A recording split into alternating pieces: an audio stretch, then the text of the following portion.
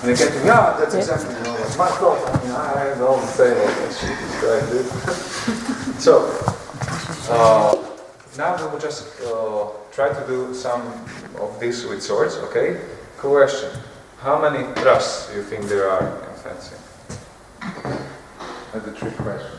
All of my questions. The answer is none? No, it's one, I think. Yes, it's one. It's one, alright? I mean, of course, we could argue and have some metaphysical debate about whether this and this is 2 thrusts, or some people maybe even trust like that, but I will say, at least in my theory and what I teach and how I fence, there's just one thrust, and it's a thrust into langort, okay? And every time I go, for instance, from a thrust into langort, into a hanging or whatever, there's the same thrust which is just ending in some position. Okay, but initially, if we want to hit someone quickly, we should always aim with the langort, because this is the longest thrust with the longest reach, and it has got a bonus of defense plus 10. Okay, so it's not just about attacking, of course, but it's also about being able to defend. Because here I'm completely defended by this little window that I can just create by moving slightly my arms or going into the hanging positions. But like if I start like this, not only I am short, okay, but actually I'm also quite open, etc. I mean, we can do it in some occasions, but I prefer not to. I always prefer to do my thrusts. It doesn't matter if they are offensive, so meaning I'm the one who's attacking first, or defensive, meaning someone is attacking me and I'm putting the thrust in there. I always shoot the long point over, okay? But we will get to it in the exercise. So now we'll try just this exercise. We'll be standing with the right foot forward or left foot forward, respectively, and we'll start in the iron cord. So from here, we will slightly pull our hands towards our body, go with the point in line, and again, we will just extend as much as we can and do the steps, okay? It's very important not just to raise your arms like this, okay? So we're not just raising them forward, but I'm doing like a motion that I'm evading an invisible target, alright? So as if there was something I want to overcome, okay, some barrage I wanted to overcome. Like not super much, not like this, okay, but just a little, boom. So I'm finding some target when I start extending, alright? So let's try it and then we will correct this. So get ready, I will be counting, okay? So just one number for the whole exercise. 1, 2,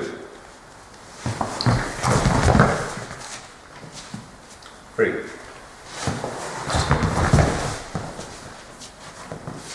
4, 5, 6, 7, 8, 9, and 10. Right. Lots of things to correct. Right. So, like I said before, being efficient in fencing means getting rid of unnecessary movement. Okay? And there is a lot of unnecessary movement that we can get actually rid of, and there is some theory how to make movement better, because of course we can slightly align it differently, but there are little details which help us, okay? A very important thing in either cutting or thrusting or attacking in general is to having a good form or a good position of the body, okay? Because a good position of the body means we have stability, we have power, and we have more open, like,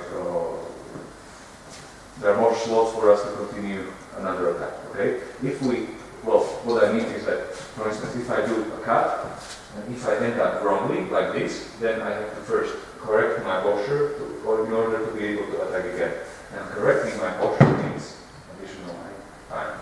Okay? Time is precious, time is distance, time is everything. Alright? So, even when doing the thrust like this, the more we correct our posture, the better for us. I would recommend to all of you, when you're thrusting, ideally, to always align your thrust with your shoulder. Alright? So if we're doing the long thrust, my pommel should be like in front of our solar plexus or somewhere here. This is called, I think, not the raker bone, but it's like but officially I think it's called a sword bone or something like that, which connects your ribs, right? There in the center. So, so it's actually really a sword bone. So don't put it like too much like here, because here we're losing distance. Don't go too much from above, because some of you are doing like this, okay? But instead, relax your shoulders. Relax your shoulders and try to thrust in front of your body, okay? Not too low, because again, I'm shortening myself. Not too high. Why do you think not too high? Why do you think we shouldn't be like thrusting like this? Open ourselves up too low, because we're opening ourselves up. Also opening, but just grab the sword like this. So there's no stability in here? Exactly. Or less power, less stability, okay? Every time we want to hit, there is this one point, a singular point in the time, when we need to achieve a complete conjecture, doesn't matter, okay? So we need to achieve a complete stability and unity of our body to the thrust, okay? Because in that moment, probably the opponent is going to strike us sort of like, they want to parry, and we need to be firm and stable. Here, I'm losing, the more I'm pushing my arms above, the more I'm losing the grip, because this is unnatural. Okay? And even if I'm holding something like this, this is unnatural. But here, this is natural. Here, I can withstand. Okay? So, all the time, when I'm thrusting, try to thrust from your center. The pommel goes somewhere to your solar plexus, alright, to the sword bone, and then I just release it to the front. Okay? Another thing I would advise most of the times to thrust either with the sword oriented 45 degrees, so slightly diagonally, alright? Or if you really need to and know how to work, you can always almost do it like flat-wise. No problem in that, but there are some other things which happen. Okay, so either diagonally or flat-wise. You could also do it like this, but I mean this is easier for everything that you're going to do next, etc. Alright? So, the same thrust. Don't go too high. Don't lift your shoulders again. Why we shouldn't lift our shoulders? Because before every other movement, we need to put them back, alright? Additional movement. This is like locking your body, this is locking your head, this is like making you move like, well, okay? So always upright, relaxed, and going and making the thrust to the front, okay? Here to the front. So I am extending myself, I am going to the extreme. I have my arms really relaxed, but I'm doing it in the shoulder height. My shoulders are easy, and the pommel is in front of my solar plexus. Alright, you ready? Slow, okay? I want to see you. 1. Much better. 2. 3. Alright. Unity of your body. 4. 5. 6. Very good. 7. 8. 9. 10. Alright. 11. 4. What's your name? Björn. Be careful. Sometimes you go like this. So you start and you commit like this. Okay? Always try to be here. Because like you will see in a moment, we really need to achieve a strong position. This is a strong position. Here, if we turn it like this, in order to be strong in a thrust, I have to overcompensate with the power of my muscle of this leg. I need to push with the hand. And again, it's easier to push with the whole body, just align like this, than pushing with your arms. I mean, it's possible, but I would advise against it. Alright? So let's do it one more time. And your name? Chris. So be careful. You don't need to go as much as this, just a bit, okay? It's like boom, just a bit, like like I wanted to, you know, start It's also, isn't it a bit like a winding up movement? It's like, yes. feels like a string or something. Yes, exactly. Winding up string, just a tender. Exactly. This is it, you know. It helps people because usually, if I just say to people like start from here, almost everyone does like this, okay? But there's no energy. With the thrust, you should always, at least a bit, okay? Even if we're standing in one block, we shouldn't be overextended because then there's nowhere to thrust and there's no energy that we can gain from the explosive movement in itself, right? So here, just a little, so we can extend a bit more, all right? And I also don't want people to hold positions like this, because this is not like the good way, okay? So somewhere in the middle, relax, not too much in the front, not too much in the back, somewhere in the middle, and from here, I will just do the stinging movement, okay? Don't forget to hold your shoulders down and have a strong lock position with your elbows, all right? Get ready? Get ready, I'll be counting. All right, so start with the point on the ground. 1.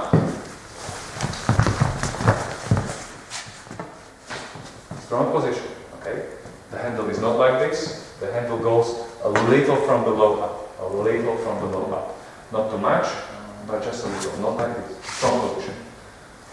2. Very good. 3. 4, 5, 6, 7, 8, 9, and 10. Very good. One more time. Get ready.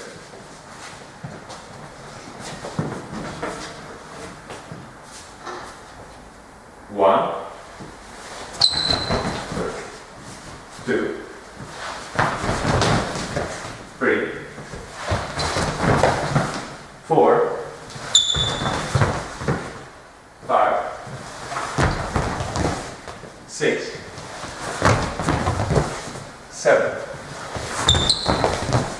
8, 9. Very good. Can you please take your jackets? If you need the plastic protector, you can take it. I can use it, but if you need it, take it, and also your masks. Okay? I have a question concerning the back leg during the thrust. And would you like it's like in a 90-degree angle, or a little bit like? You mean when starting? Yes. When starting, I mean, think of it as of a run. Okay, you wanna make a quick run. If you watch sometimes the sprinters, how they prepare, how do they prepare? Like, okay, so for the initial position, this is completely okay because you need to have a good start, you know. So then, for instance, when I land, then it's better to achieve balance. But in the first position, like try to orient yourself freely, so you can boom and start To get forward energy. exactly. Okay, because if you turn like this, again, in order to move, you need to turn like this. You will always do it, nonetheless. So let's keep the movement, which is unnecessary, and let's just go directly to it. All right?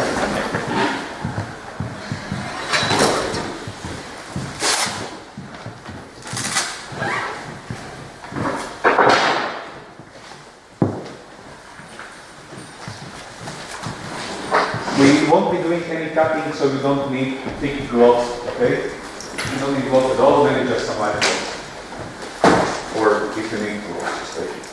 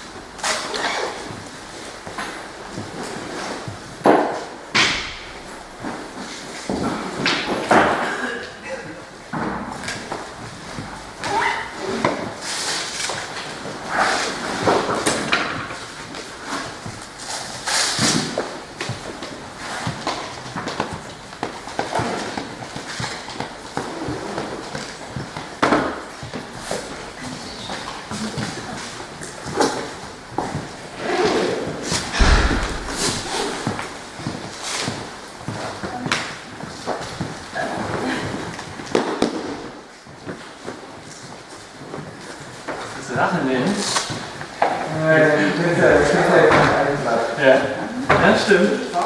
Wenn Sie dann noch mal auf der Geh nach Hause. Also ernsthaft. Nee, nicht los.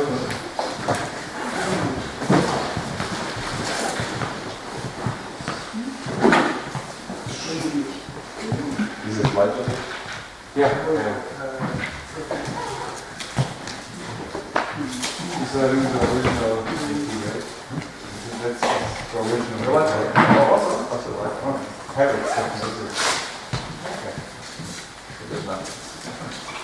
Federal.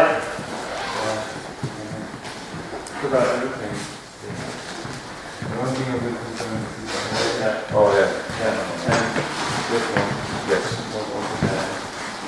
You tried to move on the 800 Newton. Okay. It's what? It's awful. Awful? Yeah. Too hot or too heavy? It fit. I tried the one for the females in size S and M. Both do not fit. Alright. Really worse. I mean, I'm using exopattern jackets since I was expected to get the 801 and it's awful. They changed the cut somehow as well. And same for Tom. And Tom is better size. I mean, he order stuff and it fits. Just give it a year or two and see if you will provide. Hopefully, especially for ladies, please. Oh, we have 30 seconds. There's a lot of things to do as well. Right. Come on, guys. Size S was so small, I did not get through the arms. I got stuck. Maybe Sophia. I mean, I'm Started early. I've changed the jackets much. I've had like 5 or 6 step jackets. I even had like the oldest one, the very first generation of the 80 jackets, and they were completely different. I love that one. The only one that really fits ever since. Okay, is there someone who has like a very stiff sword?